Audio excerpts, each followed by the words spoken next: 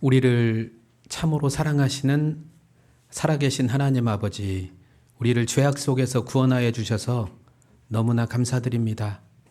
구원받은 저희들 또 이렇게 주님의 이름 앞에 불러 모아주시고 함께 찬양을 드리고 말씀을 상고하고 또 함께 교제의 시간을 나누고 또 주님 앞에 봉사를 하게 되고 은혜에 은혜를 더하는 삶을 살아갈 수 있도록 우리를 인도해 주신 것 너무나 감사드립니다. 특별히 마지막 때에 부족한 저희들에게 또 복음의 사명을 맡겨주셨고 잘 감당해보라고 우리를 도와주시고 또 우리를 이끄시는 주님의 은혜에 또한 감사를 드립니다. 맡겨진 사명 우리가 최선을 다해서 감당해서 주님 앞에 섰을 땐 우리에게 많은 칭찬과 존귀와 영광이 임할 수 있기를 바라고 원합니다. 또 이 자리에 참석지 못한 형제 자매님들 행여 마음이 세상 가운데 흘러가지 않도록 늘 지켜주시길 원합니다. 그리고 해외에서 복음을 전하고 계시는 우리 선교사님들 외롭지 않도록 도와주시길 원합니다. 복음을 전하는 것 외에는 다른 것이 문제되지 않도록 가정의 평안도, 건강도, 그리고 자녀들의 신앙도 하나님께서 지켜주셔서 또 사역을 잘 감당할 수 있도록 도와주시길 원합니다. 저희를 참으로 사랑하시는 고마우신 예수님 이름으로 감사하며 기도드렸습니다. 아멘. 신약성경 마태복음 13장 보겠습니다.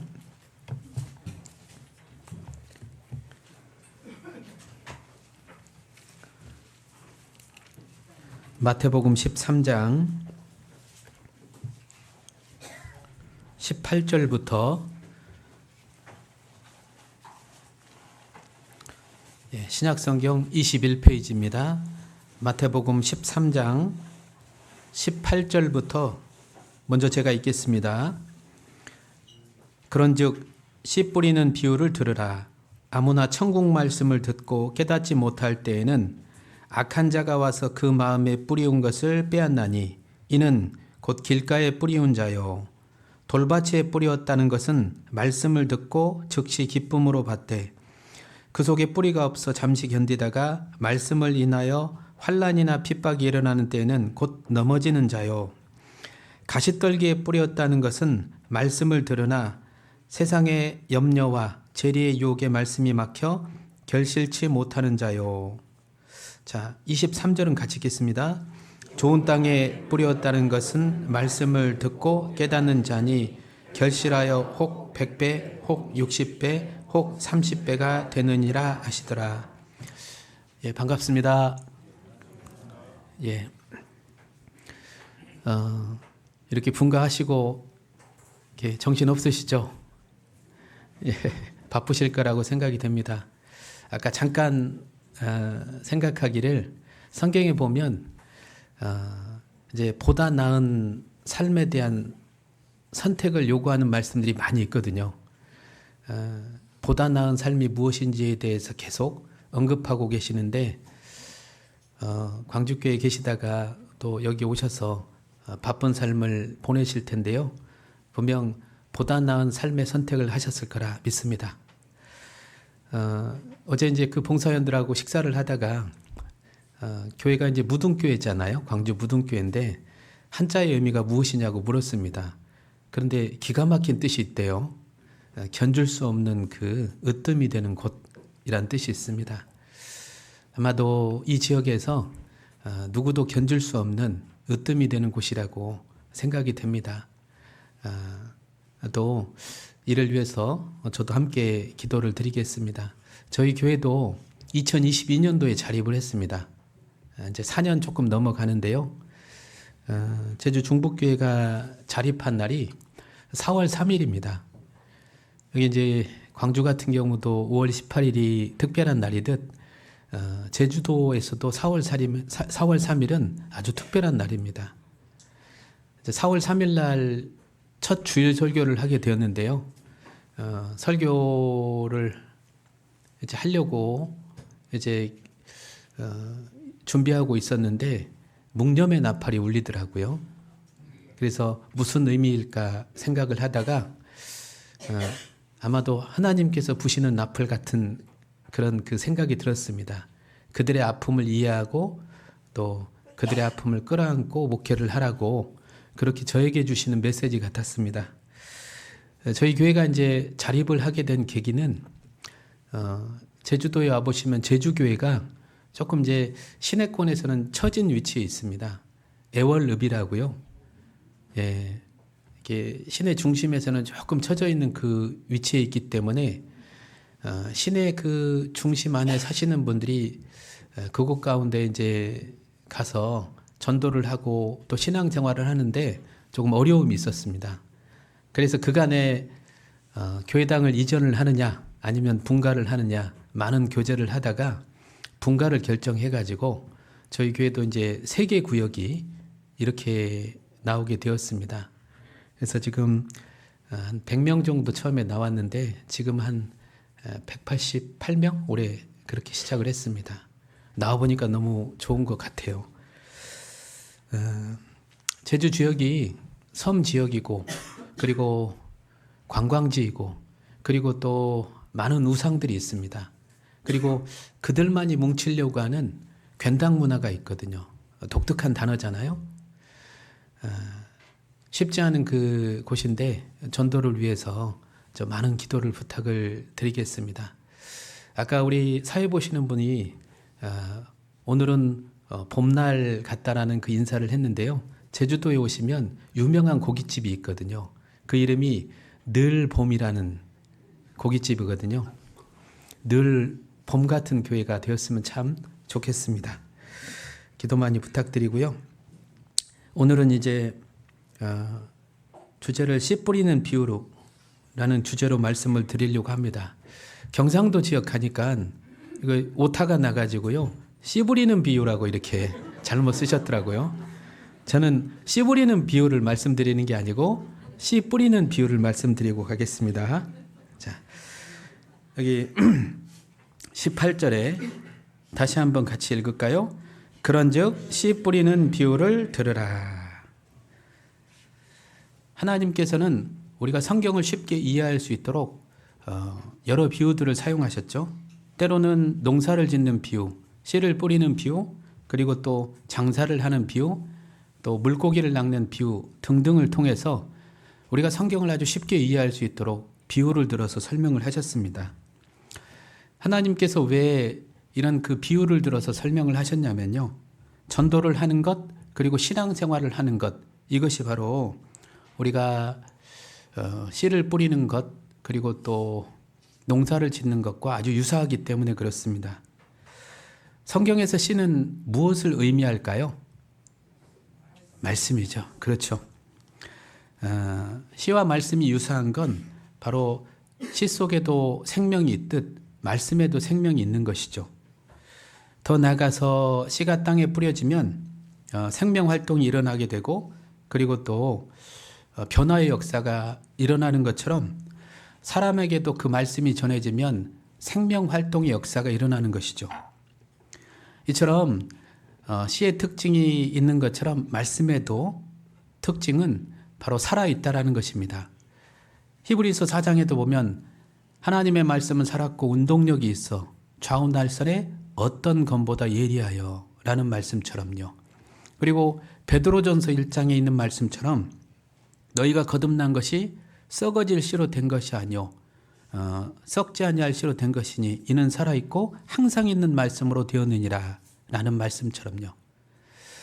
씨가 살아있듯이 말씀도 살아있어요. 저희처럼 살아있기 때문에 그 말씀이 마음판에 올바로 전해지면 그것이 움직이고 활동하고 변화를 일으키는 역사가 나타난다라는 것입니다. 씨는 아무리 작은 씨라도 그것이 잘 심겨지면 나중에는요. 그 나무가 자라서 새들이 와서 깃들 만큼 엄청난 크기로 이렇게 자라게 되죠. 말씀도 마찬가지입니다. 그 한 사람에게 올바로 말씀이 심겨지잖아요. 그러면 어떻게 변할 줄 모르죠. 여기 마태복음 13장 31절. 또 비유를 베풀어 가르칠 때 천국은 마치 사람이 자기 밭에 갖다 심은 겨자씨 한 알 같으니 이는 모든 씨보다 작은 것이로되 자란 후에는 나물보다 커서 나무가 되매 공중의 새들이 와서 그 가지에 깃들이느니라. 이처럼 자연 속의 씨는 굉장히 놀라운 생명력을 가지고 있죠.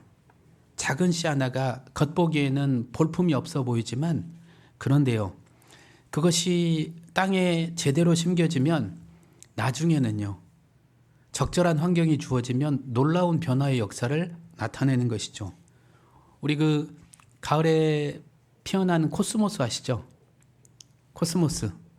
이 코스모스 씨 보셨어요? 애벌레처럼 되게 못생겼거든요.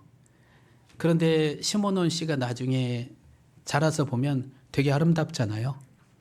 여러분, 코스모스 꽃을 이렇게 카메라로 이렇게 찍어본 적 있으세요? 혹시 찍어보신 분? 예, 몇 분 안 계시네요. 한번 찍어보세요. 그러면 꽃을 이렇게 찍으면 뭐가 나타날까요? 그 속에 우주가 있습니다. 여러 모양의 별들이 있어요. 잘 모르시죠? 보여드려야 되는데. 이게 코스모스 이렇게 꽃을 이렇게 찍으면요, 몇 가지 모양의 규칙적인 별들이 있거든요. 만약에 누군가하고 이렇게 길을 걷다가 코스모스 길을 걷잖아요. 그러면 전도를 위해서 잠깐 멈춰서서 사진기로 찍어가지고 보여주면요, 기가 막힌 전도의 자료가 됩니다. 이게 그냥 되겠냐고. 코스모스 꽃 앞에서 이쁘다 사진만 찍지 마시고 코스모스를 찍어가지고 한번 보여주시라고요. 이처럼 어떤 씨는 볼품이 없지만 나중에 그것이 자라서는 놀라운 어떤 변화의 모습을 나타내죠. 어떤 나무는, 어떤 씨는요, 뿌려져 가지고 사막 한가운데서 비록 자라지만 그것이 나중에 자라서는 수십 년, 수백 년, 그것이 긴 생명력을 유지하기도 하죠. 그 영국의 그 옥스퍼드 대학의 한 교수님이 계셨는데요. 윌리엄 제이 브라이언이라는 그 교수님이 계셨는데요. 이 교수님이 이집트에 가보면 많은 미라들이 있잖아요. 혹 과거에 그 토굴꾼들이 발견하지 못한 미라가 있는가 해가지고 쭉 찾아보니까 한 구의 미라를 발견한 거예요. 투탕카멘이라는 미라를 발견하게 되는데요. 그 투탕카멘 그 왕의 그 미라 옆에 조그만한 그 한 줌의 씨앗이 있었다고 합니다. 그걸 가져와 가지고 이제 곰곰이 생각을 해보다가 과연 이것을 지금 심으면 3,000년 전의 것인데 지금 심으면 어떻게 될까 궁금했던 겁니다. 기도하는 마음으로 기도를 드리고 그리고 이제 씨를 심었는데 놀랍게도 3,000년 전에 그 씨앗이요, 생명이 피어나는 거예요. 그 속에 생명이 있었던 겁니다. 생명이 있었던 거예요. 이처럼 씨 속에는 놀라운 생명력을 지니고 있죠. 말씀의 역할도 그러하죠.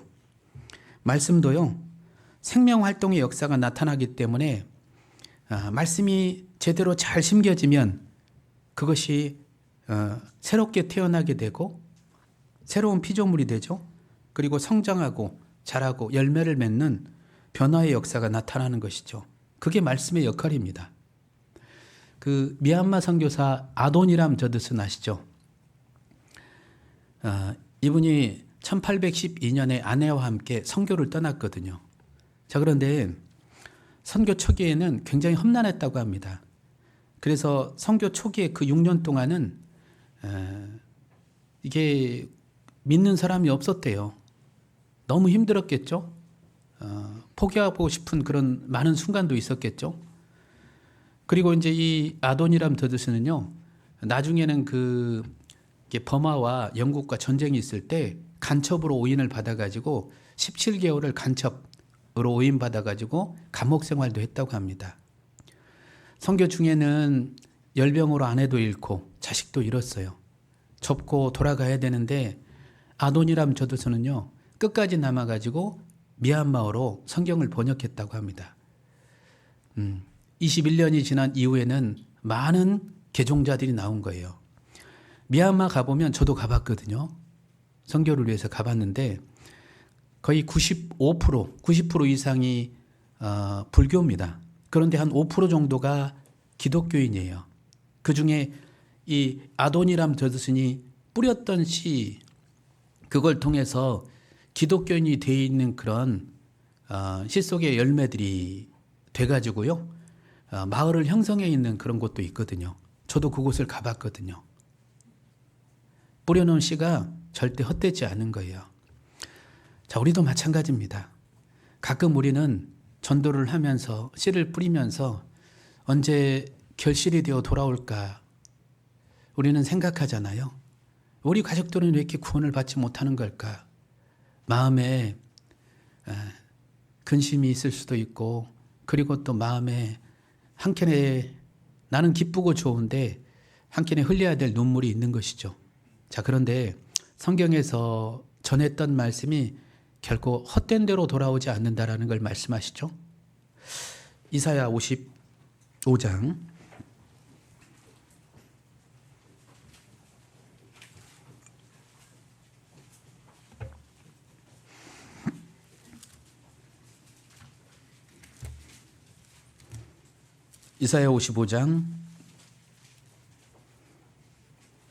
10절.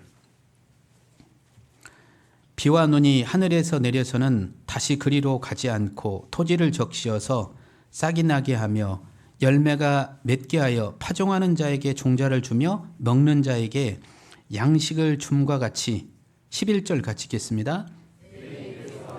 말도 헛되이 내게로 돌아오지 아니하고 나의 뜻을 이루며 나의 명하여 전해진 말씀이 결코 헛된 대로 돌아오지 않거든요.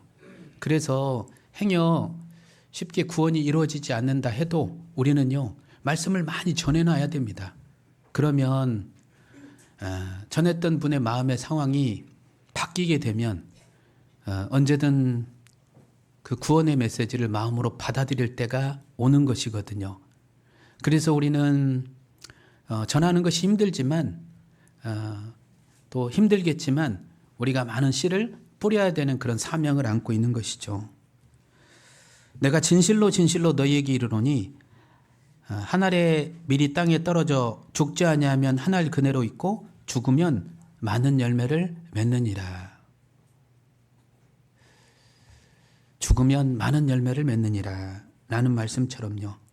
그래서 우리는 어떻게 언제 변할지 모르는 우리가 전해야 될 영혼들을 향해서 우리가 힘들지만 계속적으로 복음을 전해야 됩니다. 씨 속의 사과 속의 씨, 사과 속의 씨는 우리가 셀 수 있죠. 하지만 그 씨 속의 사과는 얼마만큼 또 생명을 이어갈지 우리가 모르잖아요. 언젠가 어떤 목사님이 저희 교회에 오셔가지고 설교를 하는데요. 그 목사님은 청년 시절에 중고등부 교사를 봉사를 했다고 합니다. 자기가 맡은 반이 굉장히 문제아 반이었대요. 그런데 그 아이들을 정말 사랑으로 가르쳤고 대해주었는데 나중에 자라가지고 전도인도 되고 또 훌륭한 신앙을 가진 우리 형제들이 되었다고 해서 이 말씀이 정말 죽으면 많은 열매를 맺느니라 라는 말씀이 마음속에 크게 와닿았다고 얘기합니다. 자, 그래서요 우리가 이제 언제 변할지 모르기 때문에 어떻게 변할지 모르기 때문에 우리는 계속적으로 씨를 뿌려야 되는 것이죠. 자, 그리고 성경에서 밭을 설명하는데요. 마태복음 13장 돌아가 보겠습니다.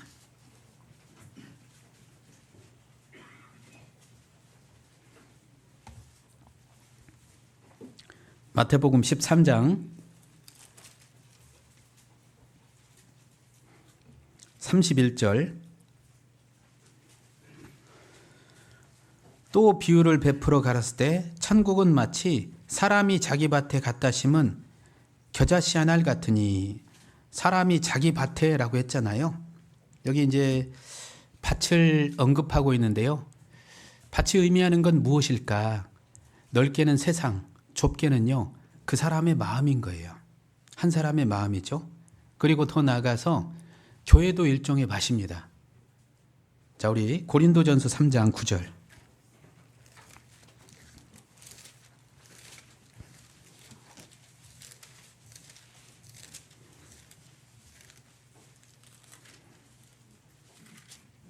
(3장 9절) 같이 읽겠습니다. 우리는 하나님의 동역자들이요 너희는 하나님의 밭이요 하나님의 집이니라. 고린도 교회를 두고 여기 하나님의 집 그리고 하나님의 밭이라 이렇게 이제 말씀하고 계시거든요. 하나님의 밭이라는 건 무슨 의미냐면 하나님의 일터라는 거예요. 자, 그런 의미에서 우리 광주 무등교회도 하나님의 밭인 것이죠. 하나님의 일터인 것입니다. 밭은 농부의 관심과 보호를 통해서 가꾸어져 가죠.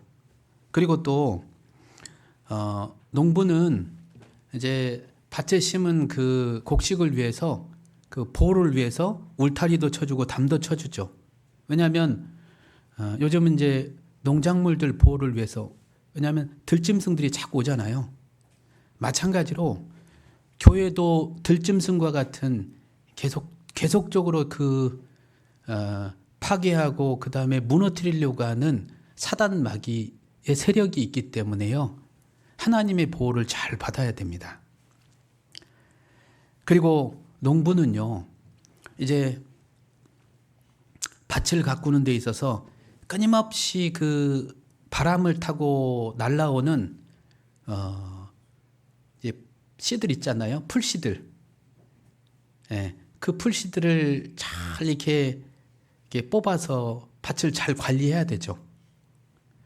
그렇지 않으면 이제 이게 풀밭인지 아니면 이제 곡식을 심은 밭인지 우리가 구분하기가 어렵잖아요. 제가 전에 목회했던 곳에 아주 유명한 작물이 대파였어요.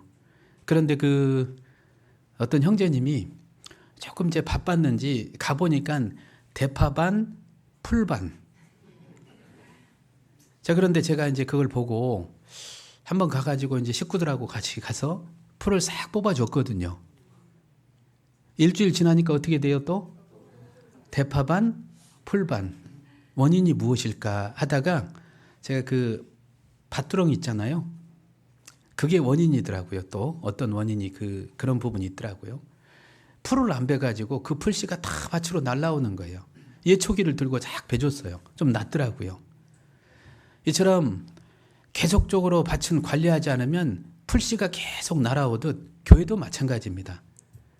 교회도 세상 풍조 속에서 날아오는 것들이 계속 있거든요. 세상의 바람, 돈의 바람, 어떨 때는 건강의 바람, 취미생활의 바람, 이런 것들이 계속 마음밭에 날아오거든요. 관리하지 않으면 엉망이 되는 것입니다. 엉망이 되는 거예요. 자, 그래서 성경에서는 교회를 두고요, 뭐라고도 표현했냐면 에베소서 1장 보겠습니다.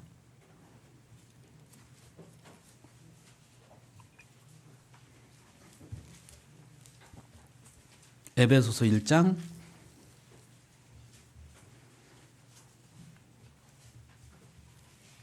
22절. 또 만물을 그 발 아래 복종하게 하시고 그를 만물 위에 교회의 머리로 주셨느니라. 23절 같이 읽겠습니다.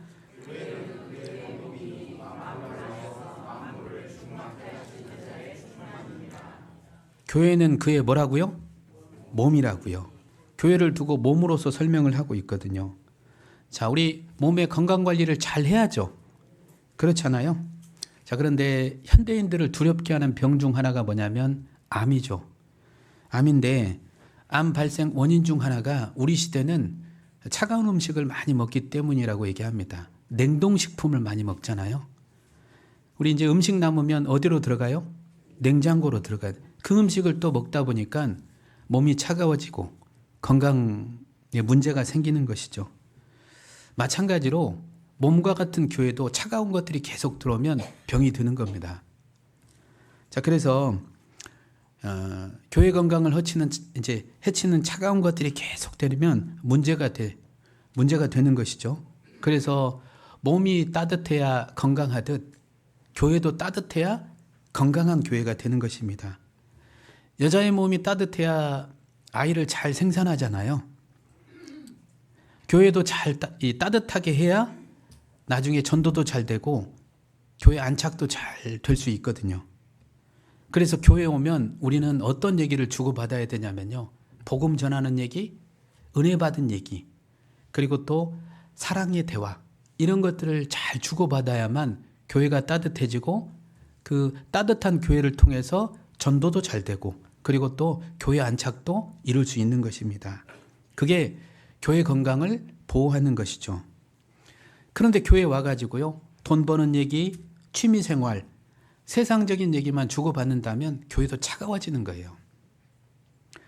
여러분, 유럽이나 미국 18세기, 19세기에 교회가 굉장히 부흥되고 뜨거웠잖아요. 그런데 지금 유럽이나 미국에 있는 교회를 가보십시오. 예, 너무 차가워져 있는 거예요. 왜죠? 이 교회가요, 손 비즈니스 장소인 거예요. 세상적인 것들이 들어오는 것이죠. 그러다 보면 나중에 어떻게 되냐면 교회도요, 병에 걸리는 거예요. 성경에 보면 이런 표현이 있거든요. 여기 디모데후서 2장 1절.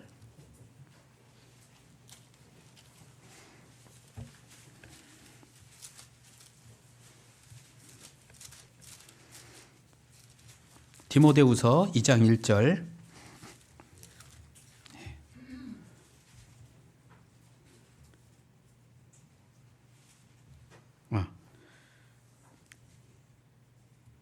아, 15절부터입니다. 죄송합니다. 디모데후서 2장 15절. 내가 진리의 말씀을 옳게 분변하며 부끄러울 것이 없는 일꾼으로 인정된 자로 자신을 하나님 앞에 드리기를 힘쓰라. 이렇게 얘기하시면서 망령되고 헛된 말을 버리라. 저희는 경건치 아니함에 점점 나아가나니 저희 말은 독한 창질의 썩어져 감과 같은데 그 중에 후메네오와 빌레도가 있느니라. 18절 가지겠습니다. 진리에 관하여는 저희가 그릇되었도다. 부활이 이미 지나갔 어떤 사람들의 믿음을 무너뜨리니. 여기 이제 후메네오와 빌레도가 나오는데요. 이 후메네오와 빌레도를 표현하기에 저희의 말은 독한 창질의 썩어져 감과 같은데 라고 표현되어 있는데, 이게 영어 번역에 보면 한 단어로 되어 있습니다. 캔서, 암으로 되어 있어요. 암적인 존재가 되었다라는 거죠. 왜 그렇죠? 그들의 신앙이 여기 18절에 나와 있죠. 부활이 지나갔다고. 부활이 이미 지나갔다고. 그러니까 교회 와서는 어떤 얘기만 했을까요? 손세장적인 얘기만 한 거예요. 그러지 않았을까요? 그러면서 믿음을 무너뜨리는 겁니다. 자, 이렇게 보시면 왜 그들이 교회 안에서 이런 암적인 존재가 되었을까? 세상적인 개념이 계속 들어오다 보니까 그런 것이죠.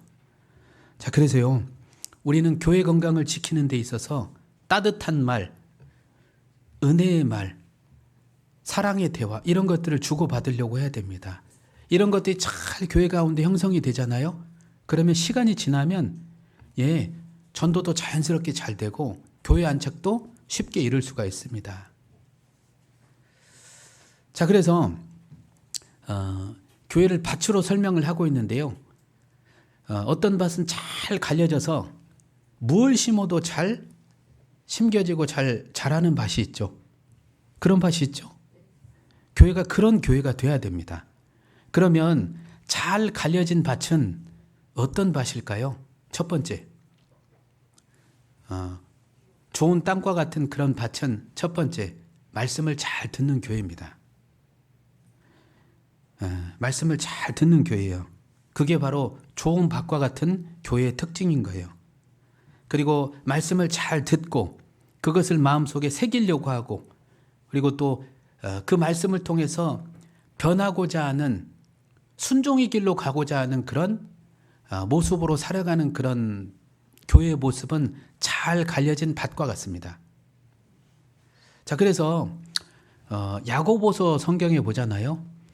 야고보서 성경이 어떤 내용이냐면, 로마서 성경은 믿음으로 의롭게 된다라는 것을 강조하는 내용이라면 야고보서 성경은 믿음으로 의롭게 된 그 성도가 어떻게 해서 자신의 믿음, 즉 자기가 어떻게 구원을 받았는지에 대해서 확인할 수 있느냐, 알 수 있느냐, 그걸 설명해 주는 것이 바로 야고보서인데, 야고보서는 구원받은 그리스도인이 어떻게 신앙생활을 해야 되는지 그 중에 언급하는 게 바로 말씀 생활이에요.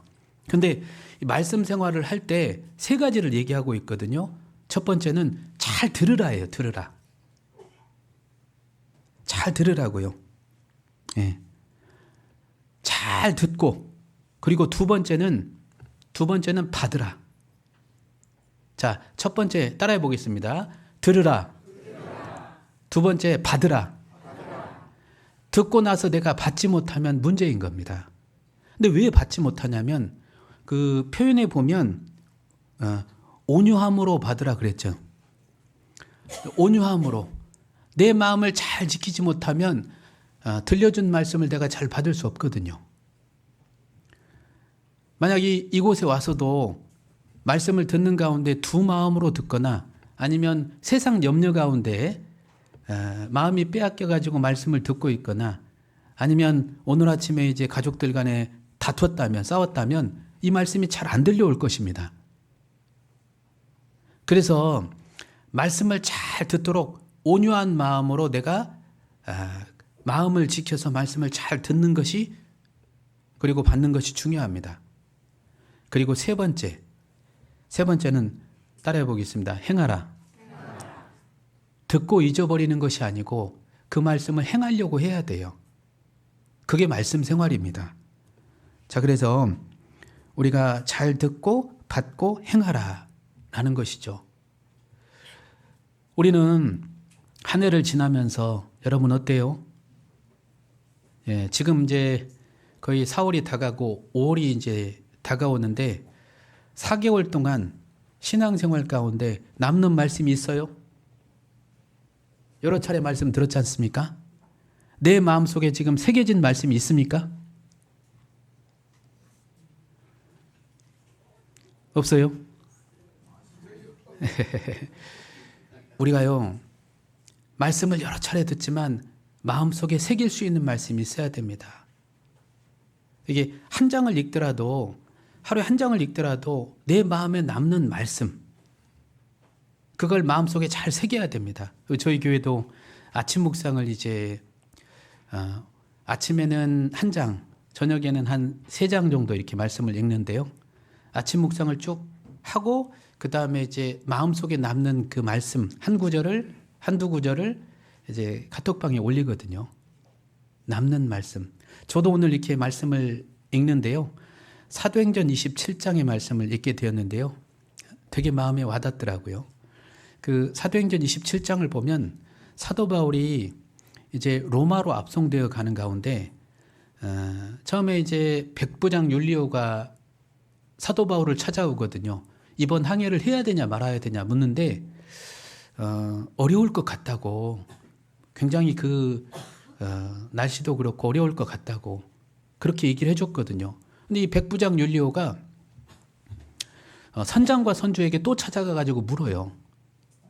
그러더니 바울의 얘기를 듣지 않고 이 선장과 선주의 얘기를 듣고 항해를 그냥 하거든요. 아니나 다를까 굉장한 그 유라굴라 광풍을 만나게 됩니다. 구원의 여망이 끊어지고 이제 죽을 것 같다고 그런 그 아우성인 가운데서 사도 바울에게 여호와의 사자, 하나님의 사자가 나타나거든요. 그러면서 해준 얘기가 있어요. 바울아, 두려워 말라. 내가 너와 함께 하겠고 그리고 너와 함께한 사람들과 배는 아무 손상이 없겠다고.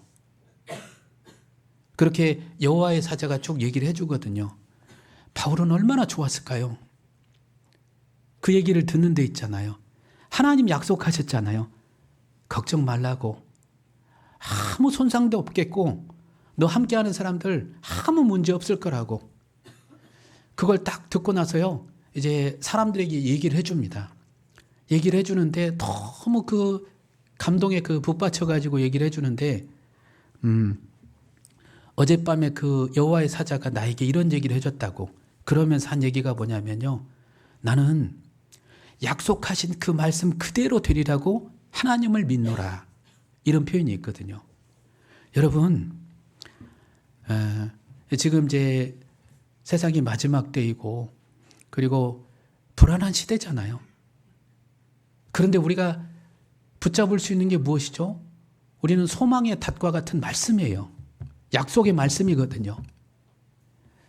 한 구절 한 구절의 말씀이 내 마음의 소망의 닷과 같아서 이 불안한 그 세상 속에서 나의 마음을 정말 붙잡아주고 그리고 내가 세상 가운데로 흘러가지 않도록 나를 붙잡아주는 그 말씀,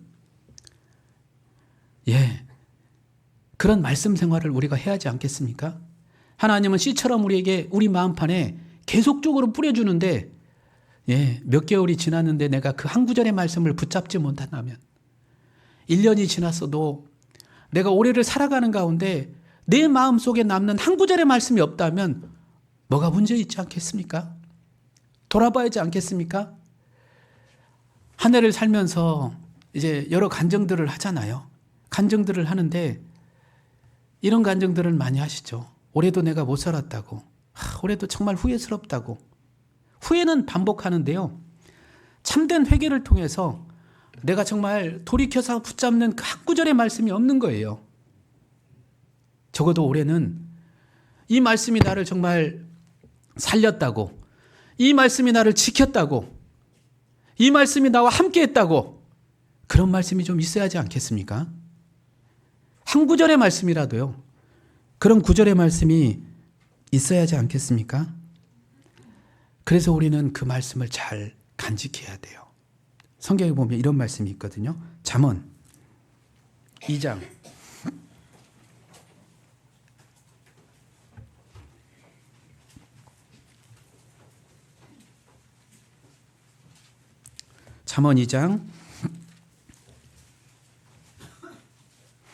1절 2절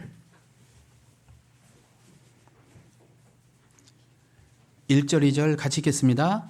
내 아들아 내가 만일 나의 말을 받으며 나의 계명을 내게 간직하며 내 귀를 지혜에 기울이며 내 마음을 명철에 두며. 자, 여기 보시면 나의 계명을 내게 간직하며 라고 되어 있는데요. 이게 그 해석에 보니까 주석 그 해석에 보니까 이렇게 표현되어 있더라고요. 마치 보석을 빼앗기지 않듯. 우리가 집에 이렇게 둔 보석 있죠. 누군가에게 빼앗겨요, 안 빼앗겨요?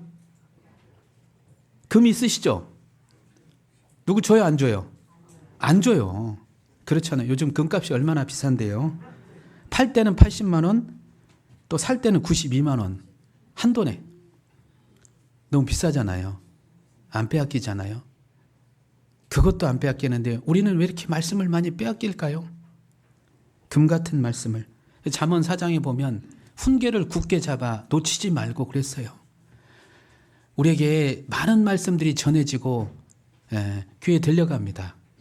그런데 마음으로 붙잡는 말씀이 있냐 이거예요. 그 한 말씀을 내가 잘 붙잡으면 때로는 그 말씀이 찌르는 목과 같아서 잘 박힌 목과 같아서 내 마음을 아프게 하지만 그런데요. 나를 아프게 했던 그 말씀이 나를 변화시키는 거예요.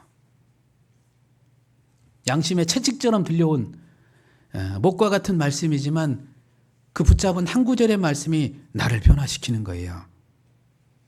자, 그래서 우리는 한 구절의 말씀이라도 하루에 한 구절의 말씀이라도 잘 붙잡아서 마음속에 새기는 그런 훈련을 해야 되겠습니다.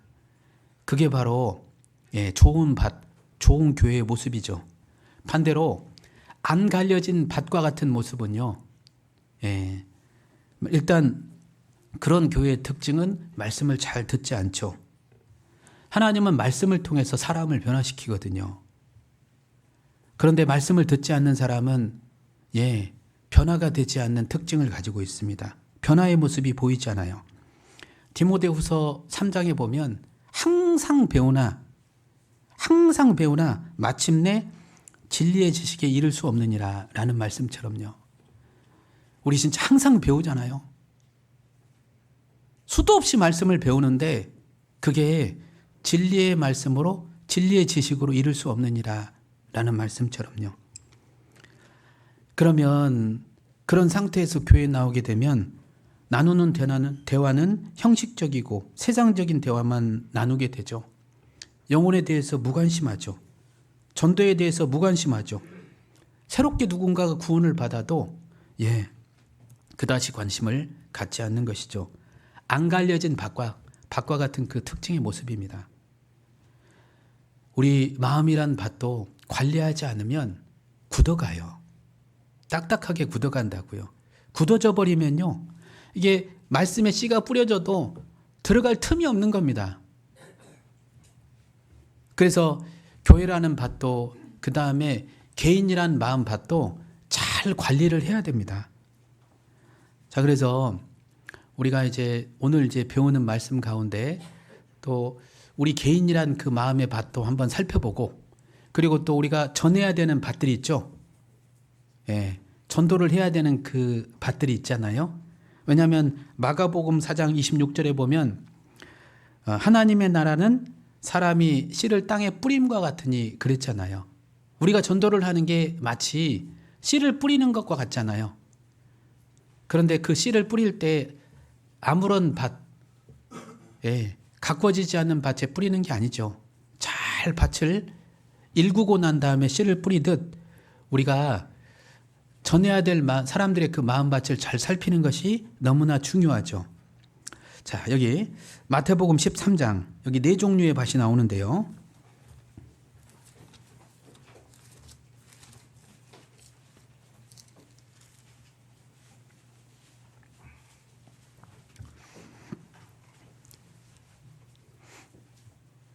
(18절부터) 다시 제가 읽겠습니다. 그런즉 씨 뿌리는 비유를 들으라. 아무나 천국 말씀을 듣고 깨닫지 못할 때에는 악한 자가 와서 그 마음에 뿌리운 것을 빼앗나니, 자, 이는 곧 길가에 뿌리운 자요. 자, 첫 번째 길가가 나오죠. 길가가 찾아보니까요, 밭고랑 사이라는 뜻이 있습니다. 우리 농사를 접은 분들은 아시죠? 곡식을 심기 위해서, 씨를 뿌리기 위해서 이렇게 관리기 같은 걸로 이랑을 펴잖아요. 이렇게 이랑을 펴고 그 다음에 거기에 비닐을 씌우고 구멍을 뚫어가지고 씨를 심기도 하잖아요. 이렇게 이랑을 펴는데 밭고랑 사이란 뜻이에요. 그런데 여기 이랑을 편 곳에 걸어 다녀요? 아니면 밭고랑 사이로 걸어 다녀요? 밭고랑 사이로 걸어 다니죠. 그럼 땅이 어떻게 됩니까? 딱딱해져요. 그곳에 딱딱해진 곳에 씨를 뿌리면 어떻게 됩니까? 안 심겨져요. 우리 마음밭이 그럴 수 있죠. 우리가 전하고자 하는 사람의 마음밭이 그럴 수 있다라는 거예요. 굳어있는 사람들이 있거든요. 그런데 무엇이 사람의 마음을 굳게 하냐면 첫 번째는 세상 욕심입니다. 욕심이 사람을 굳게 해요.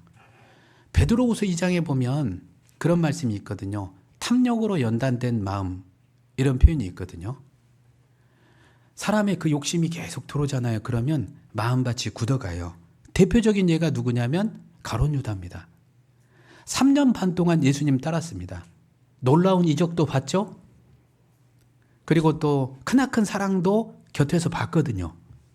그럼에도 불구하고 가룟 유다는 3년 반 동안 그 예수님을 곁에서 따랐음에도 불구하고 결정적인 순간 예수님을 3번이나 부인하잖아요. 마음밭이 굳어가고 있었던 것입니다. 길바닥처럼요. 자, 그런데 우리가 전하고자 하는 사람들의 마음밭도 이렇게 굳어있는 상태가 많은데요. 행여 구원받은 우리 자신조차도 세상의 욕심 가운데서 마음이 굳어가고 있지 않나 우리는 생각해 봐야 됩니다. 잘 생각해 봐야 돼요. 자, 성경에 보면 여기 한번 보시죠. 이사야 5장 보겠습니다.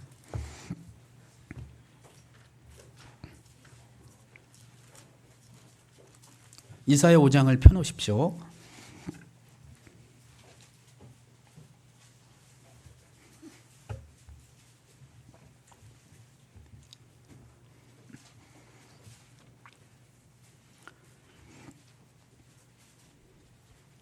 저 한번 보시겠어요? 예, 펴셨죠? 이사야 5장은 이스라엘 백성들이 이제 출애굽을 하고 광야를 거쳐서 가나안 땅에 들어왔습니다.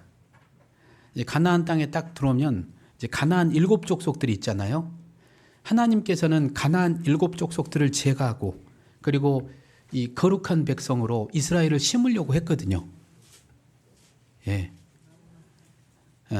가나안 땅에 이렇게 심어서 그것 가운데서 하나님은 그 이스라엘 백성들이 선한 열매를 내도록 그렇게 기대하셨거든요.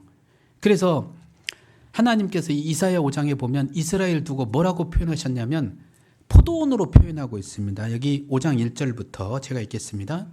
내가 나의 사랑하는 자를 위하여 노래하되 나의 사랑하는 자의 포도원을 노래하리라. 나의 사랑하는 자에게 포도원이 있으며 심히 기름진 산으로다. 땅을 파서 돌을 제하고 극상품 포도나무를 심었도다. 그 중에 망대를 세웠고 그 안에 술투를 팠었도다.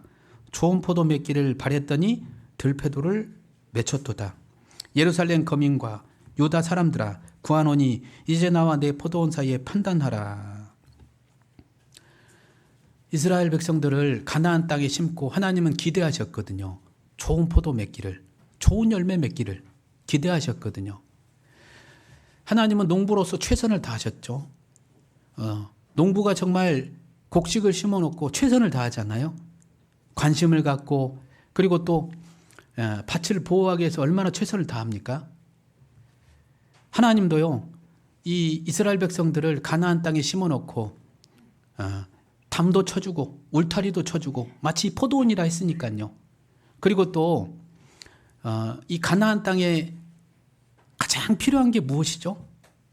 위로부터 내려오는 하늘에서 내려오는 비. 왜냐하면 이 가나안 땅은 애굽 땅과 달리 애굽 땅은 비를 저축할 수 있는 땅이지만 가나안 땅은요 그렇지 않아요. 가나안 땅은 비를 흡수하는 땅이거든요. 적절한 시기에 비가 내려오지 않으면 쭉 빠지는 거예요. 예, 비를 담아둘 수 없는 곳입니다. 그러니까 시기적절하게 비가 내려오지 않으면 농사를 지을 수 없는 그런 땅이죠. 절대적인 하나님의 도우심이 있어야 되거든요. 그게 바로 이스라엘 백성들의 모습이고 우리의 신앙생활의 모습인 거예요. 우리 신앙생활의 모습인 거예요. 자, 그런데 이 이스라엘 백성들이요. 하나님의 말씀에 계속 불순종하고 그리고 하나님 대신 우상숭배를 계속적으로 우상숭배의 죄를 범하자 하나님께서요. 담도 헐어버리고 그들을 보호하셨던 울타리도 헐어버리고 그리고 하늘에서 내려주셨던 그 비를 딱 그친 거예요. 그러니까 대본에 나온 게 무엇이냐면 들포도를 맺히면 어찌미뇨. 그 들포도가 원어에 보면 악취가 나는 냄새 나는 그런 포도라는 거예요. 자, 우리가 그럴 수 있습니다. 자, 보시죠. 이스라엘 백성들에게 내려주셨던 하늘의 비처럼 우리도 신앙생활 가운데 그 비처럼 절대적으로 필요한 게 있어요. 성경에 보면 비를 두고 뭐라고 표현하셨냐면 나의 교훈은 내리는 비요 표현했거든요. 구원받은 사람에게 있어서 말씀은 절대적으로 필요한 겁니다. 말씀이 내게 내려오지 않는다? 문제 있는 겁니다. 그래서 요한복음 15장에 보면 말씀 안에 거하라. 붙어 있어야 말씀 안에 들어오는 거거든요. 교회당 나와서가 말씀 안에 들어오는 게 아니고요. 제대로 붙어 있어야 말씀이 들어오는 게 붙어 있는 거예요. 말씀 안에 거하라. 말씀이 공급돼야 되고 비처럼요. 그리고 두 번째는 뭐냐면 은혜. 은혜를 비로소 설명하고 있고 그리고 성령의 역사. 즉 하나님의 도우심이 절대적으로 필요하거든요. 그런데 불순종으로 말미암아 위로부터 오는 좋은 것들이 내려오지 않아요. 예, 위로부터 오는 좋은 것을 그 죄가 막았기 때문에 그렇죠. 그런데 이 죄를 버리지 않으니까 내려오지 않는 거예요. 마찬가지로 우리도요. 내 마음속에 가지고 있는 그 죄가 하늘로부터 위로부터 오는 좋은 것들을 막거든요. 내가 신앙생활 가운데 말씀이 공급되지 않고 내가 은혜를 공급받지 못하고 그리고 또 하나님의 도우심을 공급받지 못하면 대번에 우리 가운데 나오는 것도 아까 들포도처럼 악취를 품어내는 냄새처럼요. 고린도 후서에 보면 그 그리스도의 향기가 나야 되는데 사망에 이르는 냄새, 무슨 얘기입니까? 세상 냄새가 나는 거예요. 우리도 대번에 있잖아요. 대번에 위로부터 오는 좋은 것들을 공급받지 못하면 나도요, 그냥 세상 사람 같은 거예요. 세상이 그 냄새를 내는 겁니다. 그래서 공급받는 게 너무나 중요합니다. 공급받는 게. 그런 것들이 이제 계속 멈추잖아요. 그러면 대번에 우리 마음에 올라오는 두 가지의 뿌리가 있습니다. 위로부터 오는 좋은 것들이 공급될 때는 우리가 선한 열매가 나오거든요. 갈라디아서 6장에 보면 성령의 9가지 열매가 우리 삶 가운데 나오는데, 그런데 이 공급받지 못하잖아요. 그러면 대번에 숨겨져 있던, 그간 감춰져 있던 두 가지 악의 뿌리가 우리 마음을 쫙 퍼져가지고 올라오는 거예요. 그 두 가지 악의 뿌리가 뭐냐면 여기 이사야 5장 8절입니다. 같이 읽겠습니다. 다시 같이 읽겠습니다. 가옥에 가옥을 연하여 전토에 전토를 더하여 빈틈이 없도록 하고 이 땅 가운데서 홀로 거하려는 그들은 화 있을진저. 저 두 가지입니다. 가옥에 가옥을 더하여. 첫 번째는요, 욕심이 딱 올라오는 거예요. 욕심이라는 악의 뿌리요. 돈을 사랑함이 일만 악의 뿌리가 되느니라. 그 욕심이 쫙 올라옵니다. 그리고 또 하나는 뭐냐면 홀로 거하려는 그들은 화 있을진저 했는데요. 하나는 뭐냐면 내 마음대로 살고 싶은 악의 뿌리가 딱 올라와요. 두 가지의 뿌리가 쫙 올라오거든요. 그러면 그 두 가지의 뿌리가 우리 마음밭을 지배하면 어떻게 되는 것일까? 이렇게 되는 겁니다. 11절. 아침이 일찍 일어나 독주를 따라가며 밤이 깊도록 머물러 포도주에 취하는 그들은 화 있을진저. 포도주는 기쁨을 상징하는데 하나님께서 주시는 기쁨보다 세상이 주는 기쁨, 그 기쁨을 찾는 거예요. 주께서 나에 주신 기쁨은 저희의 곡식과 새 포도주에 풍성할 때보다 더하니이다. 그 말씀처럼 우리 구원받고 구원을 얻은 기쁨, 신앙생활 속에서 얻는 기쁨 얼마나 좋았습니까? 구원함을 얻은 기쁨 세상에서 제일이라 그랬잖아요. 그런데 자꾸 세상이 주는 기쁨, 그 즐거움 때문에 하나님의 말씀이 싫은 거예요. 쓴 거예요. 내가 박한 식물을 싫어하노라 라는 말씀처럼요. 12절. 그들이 연애에는 수금과 비파와 소고와 저와 포도주를 갖췄어도 그 다음에 여호와의 행하심을 관심치 아니하며 그의 손으로 행하신 일을 생각지 않은도다. 점점 이제 하나님의 일에 대해서 관심이 멀어지게 됩니다. 그러다 보면 18절.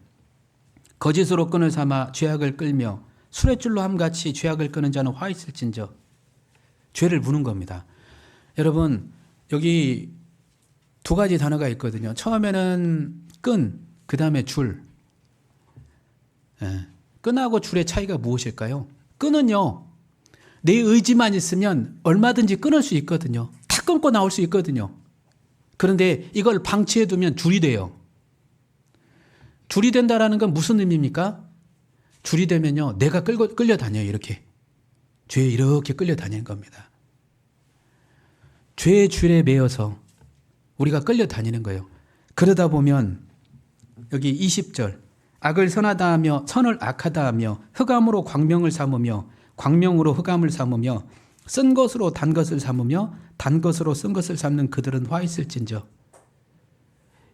어느새 있잖아요. 세상의 가치관이 밀려 들어오는 겁니다. 쓴 것으로 단 것을 삼으며 단 것으로 쓴 것을 삼으며.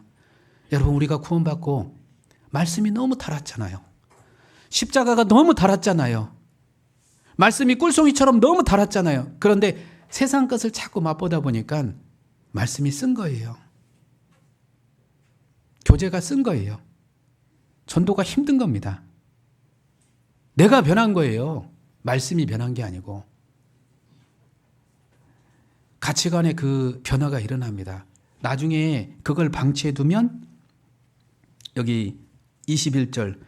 스스로 지혜롭다 하며 스스로 명철하다 하는 그들은 화 있을진저. 이제 자기 생각이 커가고 마음이 높아지게 됩니다. 시간이 지나면 어떻게까지 변하냐면요. 22절 포도주를 마시기에 용감하며 독주를 빚기에 유력한 그들은 화 있을진저. 죄를 담대하게 짓고 23절 그들은 뇌물로 인하여 악인을 의롭다 하며 의인에게서 그 의를 빼앗는도다. 자칫 대적자가 될 수도 있습니다. 왜 이렇게 변해버렸을까? 예, 마음밭을 관리를 잘 못한 거예요. 마음밭을.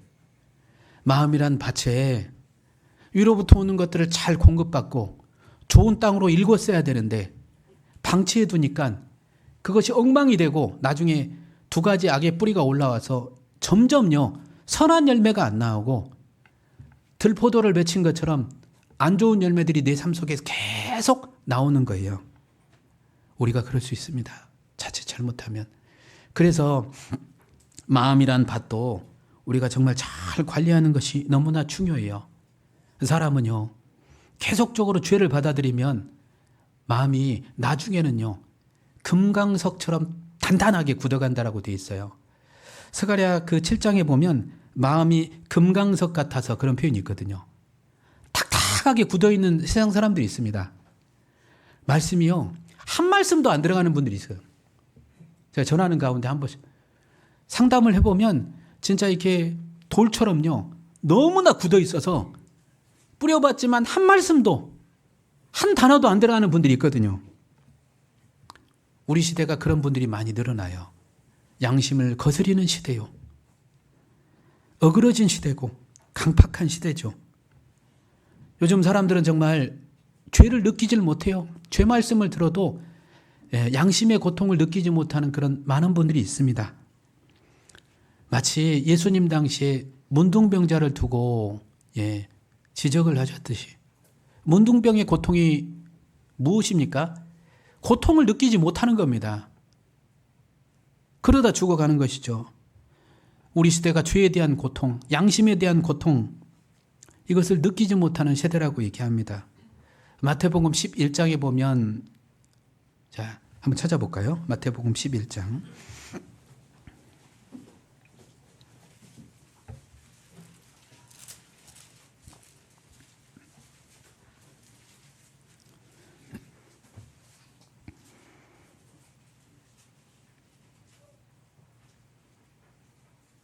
11장 16절 15절부터 귀 있는 자들은 들을지어다. 이 세대를 무엇으로 비유할꼬?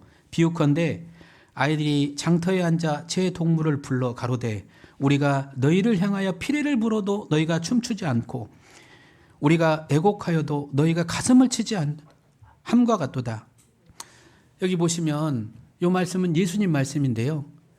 이제 그 유대 아이들이 장례식 모습을 따라서 놀고 그 다음에 혼인잔치 그 결혼식 그 풍습을 그 모습을 보고 이렇게 노는 모습이거든요. 그러면 어른들은 어떻게 해야 됩니까? 장례식 놀이를 하고 있으면 어른들은요 아이고 같이 해줘야 되잖아요. 슬퍼해 줘야 되잖아요. 그런 신용을 해야 되잖아요. 그리고 결혼식 놀이를 하면 함께 박수를 쳐주고 웃어줘야 되잖아요. 그런데요 슬퍼할 줄 모르고 기뻐할 줄 모르는 감각이 없는 모습을 두고 예수님 설명을 한 겁니다. 우리 세대가 어찌 보면 죄를 외쳐도 고통스러워할 줄 모르고 복음을 외쳐도 기뻐할 줄 모르는 세대라고 얘기합니다. 영적 반응이 없는 세대라고 얘기해요. 그 유대 철학자가 이런 얘기를 했어요. 인류가 멸망을 한다면 그건 정보의 부족 때문에 망하는 것이 아니라 감각이 식어가기 때문에 망하는 것이다 하는 겁니다. 우리가 망하는 건 감각이 식어가기 때문에 두려워할 것에 두려워하지 않고 놀랄 것에 놀라지 않기 때문에 사람들이 망한다고 얘기합니다. 우리 곁에 많은 사람들이 지금 마음이 굳어져 가고 있습니다. 단단해져 가고 있어요. 더 그렇게 진전이 되기 전에 우리는 말씀을 계속 전해서 좋은 땅으로 읽어가야 됩니다. 자, 그리고 두 번째 마태복음 13장 얘기 넘겨보겠습니다.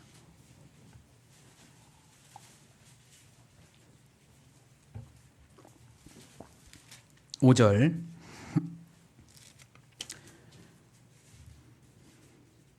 더러는 흙이 얇은 돌밭에 떨어짐에 흙이 깊지 아니하므로 곧 싹이 나오나 해가 돋는 후에 타져서 뿌리가 없으므로 말랐고 그랬죠. 두 번째가 이제 돌밭입니다. 그런데 이 돌밭과 같은 사람들이 있거든요. 마음이요. 그런데 이 길가보다 조금 더 어려운 사람일 수 있어요. 뭐냐면 이 겉의 모습은 그냥 흙이 뿌려져 있는 것 같은데 안으로 들어가 보면 바위와 같은 게, 돌 같은 게 들어가 있는 사람들이 있거든요.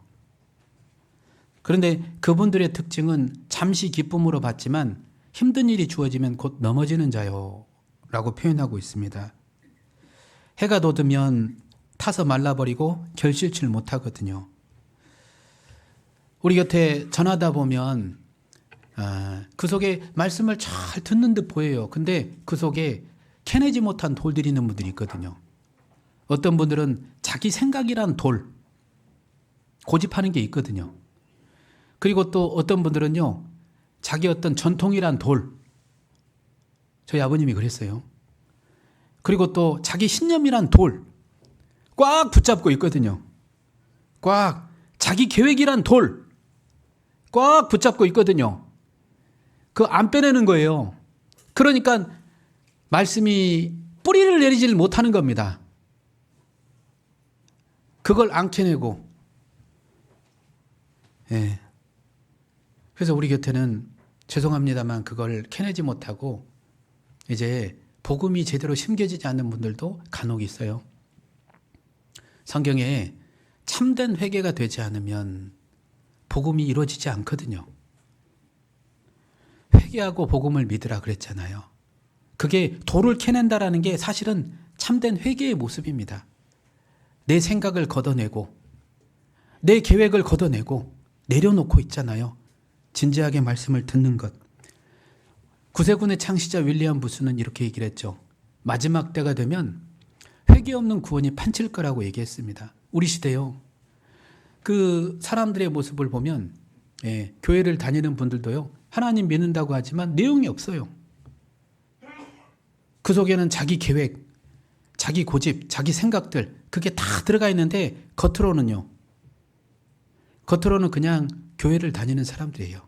종교인의 모습이죠. 하나님 믿는다 얘기합니다. 그 속에 돌이 들어있는데 제가 언젠가 제가 이제 울산에서 신앙생활을 했거든요. 전도인일 때.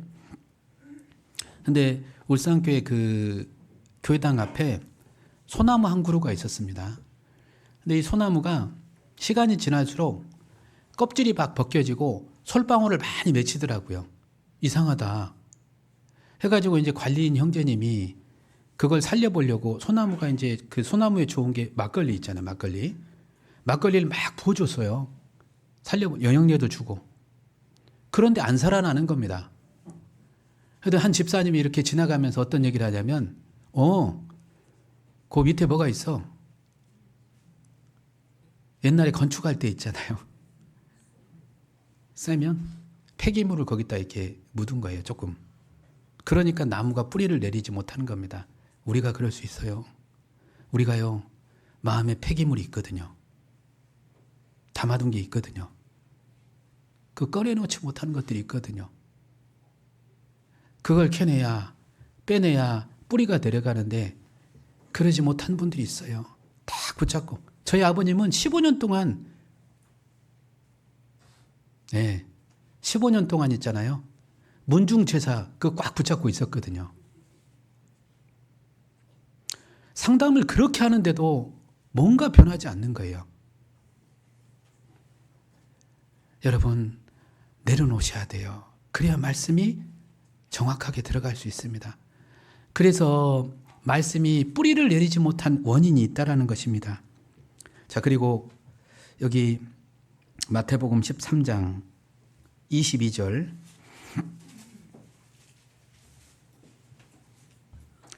가시떨기에 뿌렸다는 것은 말씀을 들으나 세상의 염려와 죄리의 유혹에 말씀이 막혀 결실치 못하는 자요. 여기 이제 가시덤불로 이렇게 표현하고 있습니다. 가시떨기. 그런데 가시떨기처럼 마음이 세상의 염려와 재리의 유혹에 막혀 결실치 못하는 자요라고 표현되어 있는데요. 말씀을 들으면서 염려 속에서 말씀을 듣는 분들이 있거든요. 삶에 대한 걱정, 불안, 먹고 사는 염려 때문에 말씀을 듣지만 그 세상역에서의 마음이 붙잡혀가지고 말씀보다 걱정이 더 큰 거예요. 지금 이 순간에도 말씀을 들었지만 마음의 걱정이 너무 커가지고 말씀이 잘 전달되지 않은 분들이 있을 수 있거든요. 그리고 여기 보면 재리의 유혹에 막혀 했는데 마음에요, 말씀보다 다른 것이 더 크게 자리 잡고 있는 거예요. 세상의 것이. 세상에 유혹되는 것이 더 크게, 그게 더 중요한 거예요. 그리고 여기 일락을 표현하고 있는데, 일락은요, 세상 재미 때문에 그거 놓지 못하겠으므로, 놓기 힘드니까 친구도 끊어야 되고 술도 끊어야 되고 모임도 끊어야 되고 그걸 못 놓을 것 같으니까 일락에 막혀가지고 말씀이 결실치 못하는 자요 라고 표현하고 있습니다. 우리가 생각해 보면 우리가 전하는 분들의 마음밭이 이렇게 다양할 수 있습니다. 그래서 우리가 전도한다라는 것은 단순히 그냥 말씀만 전하는 게 아니라 한 사람의 마음밭을 바꿔가는 과정이 있다. 그걸 우리가 생각을 해야 됩니다. 왜냐하면 하나님의 나라는 씨를 땅에 뿌림과 같으니 라고 표현했잖아요. 그분의 마음이 굳어져 있는지, 아니면 그 속에 돌이 들어가 있는지, 아니면 가시덤불처럼 뭔가 이렇게 분산돼 가지고요, 마음이 나뉘어져 가지고 뭔가 말씀이 제대로 들어가지 않는 것인지 우리는 살펴야 됩니다. 그리고 난 다음에 우리는 씨를 뿌려야죠. 성경에 보면 이런 표현이 있습니다. 예레미야 4장.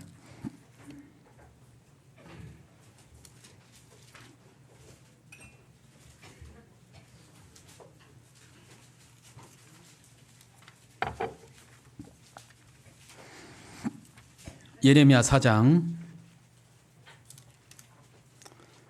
3절. 4장 3절 같이 읽겠습니다. 나 여호와가 유다와 예루살렘 이같이 이르노라. 너희 묵은 땅을 갈고 가시덤불 속에 파종하지 말라. 그냥 막 씨를 뿌려서 될 게 아니라는 거예요. 묵은 땅이 있습니다. 가시덤불이 있어요. 그러면 묵은 땅이라면 어떻게 해야 됩니까?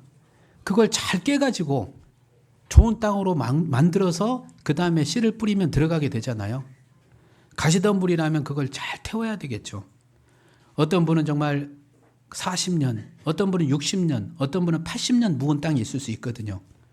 굳어진 생각들, 그리고 또 마음에 들어가 있는 어떤 돌들, 이런 것들을 캐내고 부수고 좋은 땅으로 일구어서 우리는 씨를 뿌려야 하는 것이죠. 그러기 위해서는 우리가 지혜가 필요합니다. 따라해 보겠습니다. 너희는 뱀같이 지혜롭고 비둘기같이 순결하라.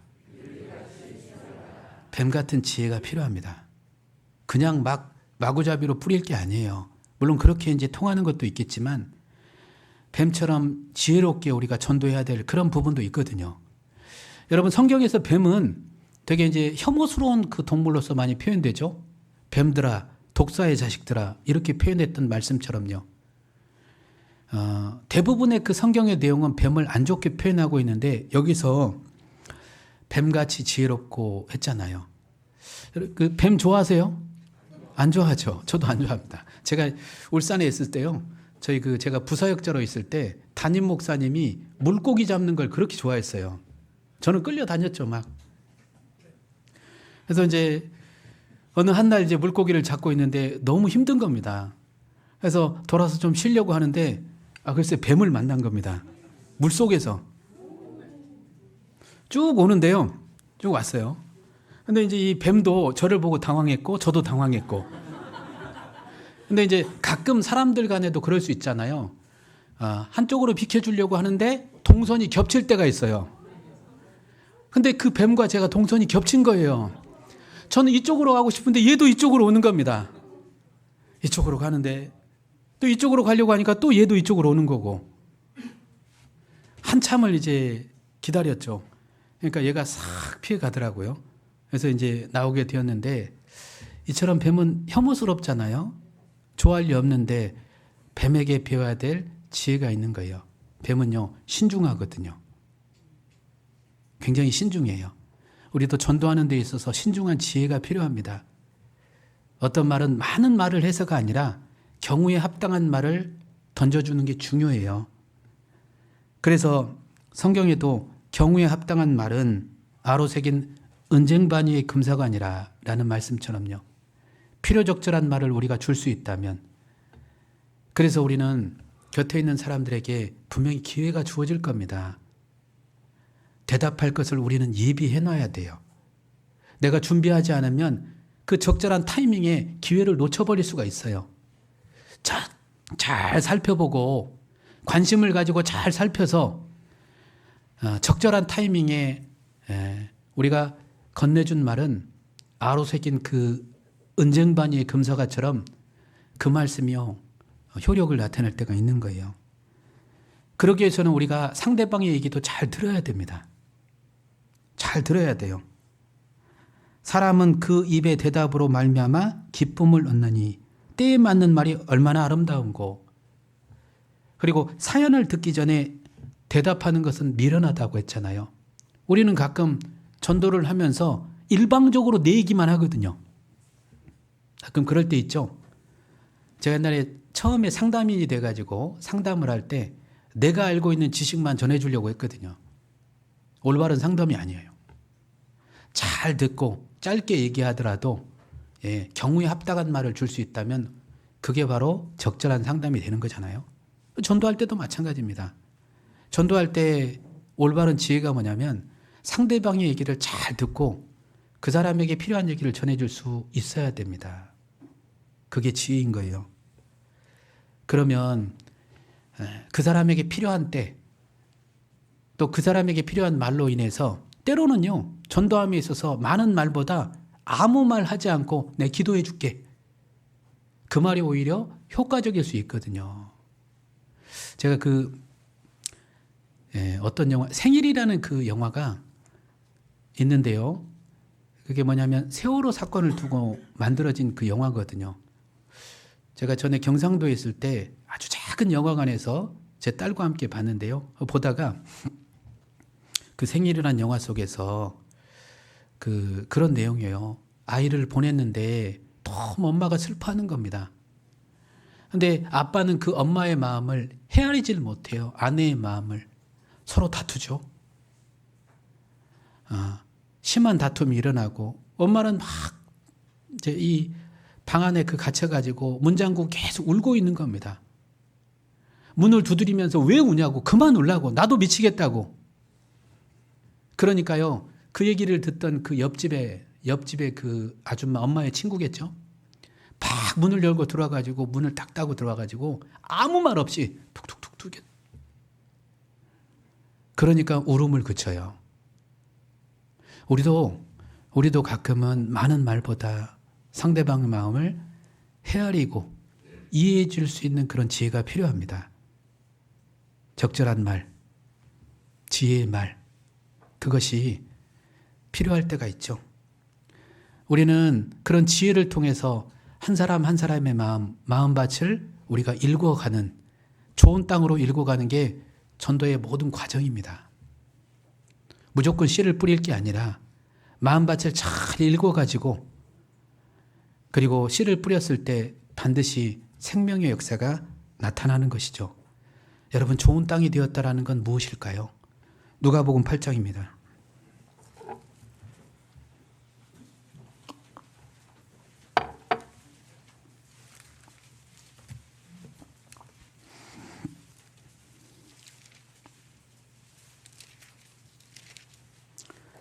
(8장) 15절.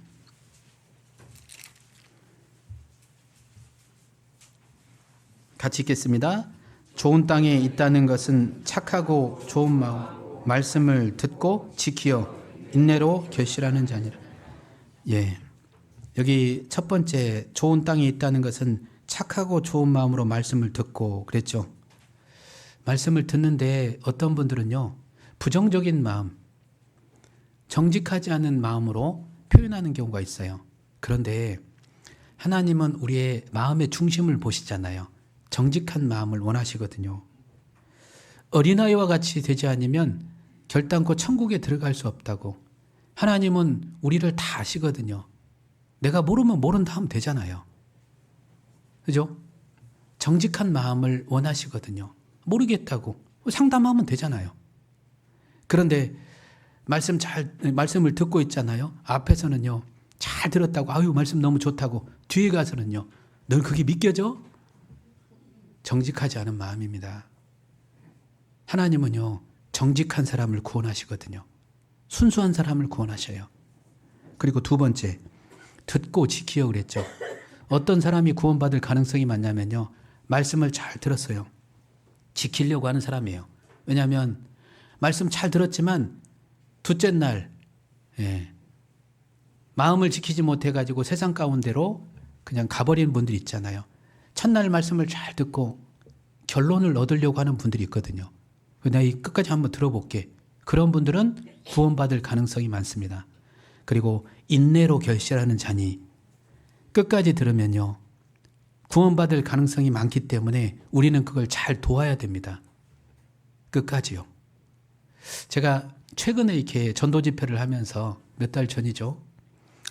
좀 마음에 이렇게 조금 힘들고 답답한 건 뭔가 이렇게 한 번 말씀을 들었지만 확실하게 맺히는 분. 한 번 말씀, 옛날에는 한 번 말씀 듣고 이게 구원받는 분들 많았잖아요.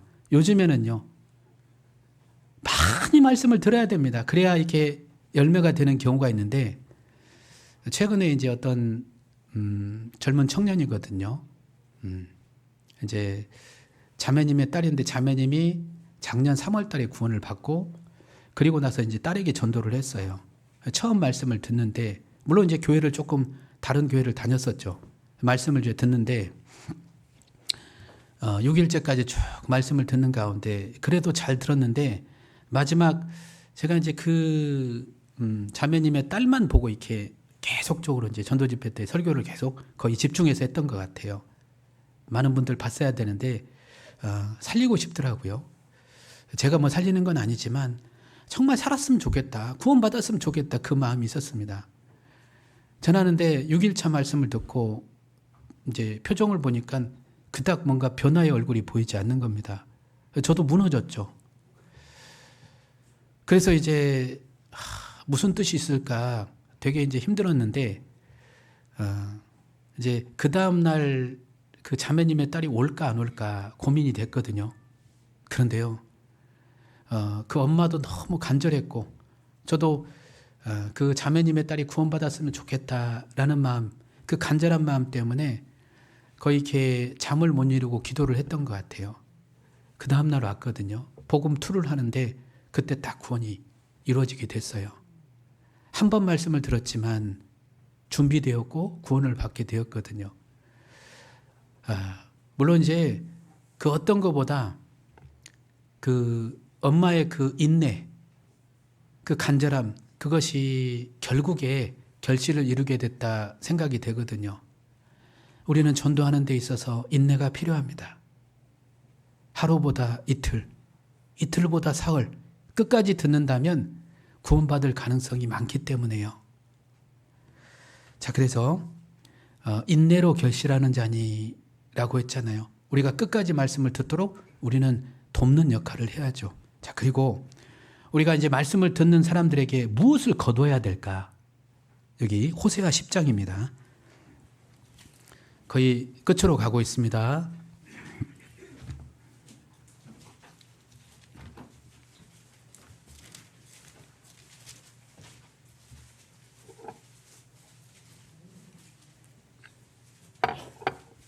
호세아 10장 12절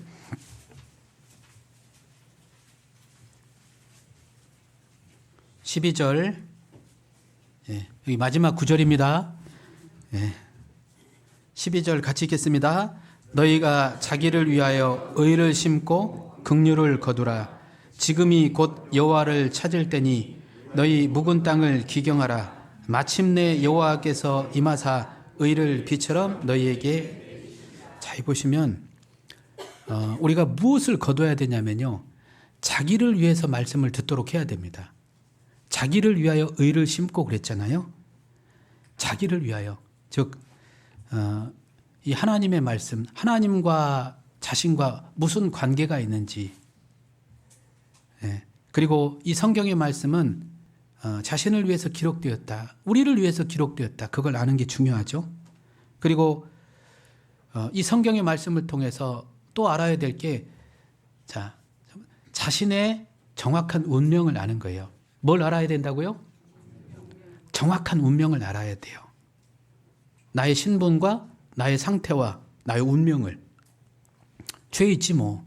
하지만 그 죄로 인해서 내가 지옥 갈 운명에 처해 있다라는 걸 사람들은요, 그렇게 심각하게 받아들이지 않기 때문에, 건강한 자에게 의원이 쓸데없고 병든 자에게 쓸데있나니 내가 의인을 부르러 온 것이 아니요 죄인을 불러 회개시키러 왔노라. 아파 본 사람은 의사 찾잖아요. 왜 예수님 안 찾을까? 자기가 지금 어떤 상태에 있는지 모르는 거예요. 어떤 운명 가운데 처해 있는지 모르는 거예요. 얼마나 심각한 상태에 있는지 모르기 때문에 영혼의 의사이신 예수님 안 찾습니다. 자기의 운명을 아는 것이죠. 그리고 또 나를 위해서 십자가에 못 박히신 그 예수님, 그분이 나와 무슨 상관이 있을까? 왜 나 같은 사람을 위해서 그렇게 십자가에 못 박혔을까? 그것도 정확히 알아야죠. 나를 위하여 의를 심고, 의를 심는다라는 그 표현이요, 그 말씀이 정확하게 심겨야 된다라는 거예요. 하나님의 공의, 하나님의 사랑, 그 말씀이요. 죄에 대해서는 반드시 심판을 받죠. 천국과 지옥이 있죠. 내 마음속에 천국만 있었으면 좋겠다. 그런 게 어디 있습니까? 성경에서는 지옥에 관한 많은 말씀도 있거든요. 분명히 심겨져야죠. 그에 앞서 하나님이 살아계시고 성경이 사실이라는 것도 분명히 심겨져야 되거든요. 확실히 심겨져야 그 말씀을 통해서 나를 비춰보거든요. 내가 하나님 앞에 선다라는 것, 내가 하나님 앞에 서 있다라는 것, 그래야 내가 죄인이라는 걸 비로소 깨닫는 거예요. 누가복음 5장에 보면 베드로가요, 한 마리도 물고기를 그 배에서 못 낚았잖아요. 그런데 예수님께서 말씀을 쭉 하시니까 그물이 찢어질 만큼 가득 물고기를 얻었죠. 그리고 한 베드로의 고백이 무엇입니까? 나는 죄인으로소이다. 뭘 본 겁니까? 창조주 하나님을 본 거예요. 그러니까 이 말씀을 통해서 창조주 하나님을 보게 되잖아요. 내가 확실히 알게 되잖아요. 그러면 대번에 나는 죄인이라는 걸 압니다. 나를 알거든요. 나를 만드신 분이 왜 나를 모르겠습니까? 내가 얼마나 더러운 죄인이라는 걸. 그러면요, 그 사람의 마음속에 여기 긍휼을 거두라 했는데요, 나를 좀 불쌍히 여겨달라고. 그러면 이 사람은 구원받을 가능성이 있는 거예요. 긍휼을 거두라고. 불쌍히 여겨달라고. 진실된 죄인이요. 참된 회개가 된 모습이요.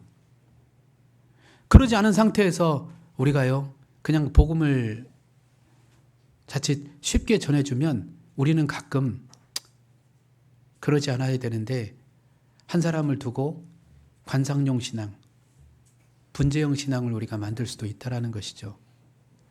그런데 우리의 전도의 과정은 이처럼 마음밭을 잘 읽어서 복음의 그 생명의 씨가 정확히 심겨져서 변화의 역사를 보는 그 과정까지 우리가 해야 될 역할이라는 것이죠. 그러면 의가 비처럼 내려오리라 라는 말씀처럼요. 같이 기도하시겠습니다. 우리를 참으로 사랑하시는 고마우신 하나님 아버지, 우리를 죄악 속에서 구원하여 주셔서 너무나 감사드립니다. 우리는 너무나 좋고 감사한데 아직 우리 곁에 불쌍히 이루어져가는 많은 영혼들이 있습니다.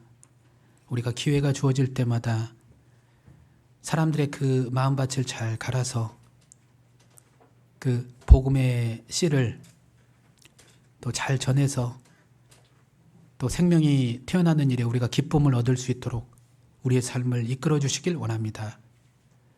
또 광주 무등교회도 하나님의 밭이라 표현한 것처럼 이 가운데서도 많은 영혼들이 태어나는 그런 좋은 밭이 되어갈 수 있도록 주님께서 인도해 주시길 원합니다.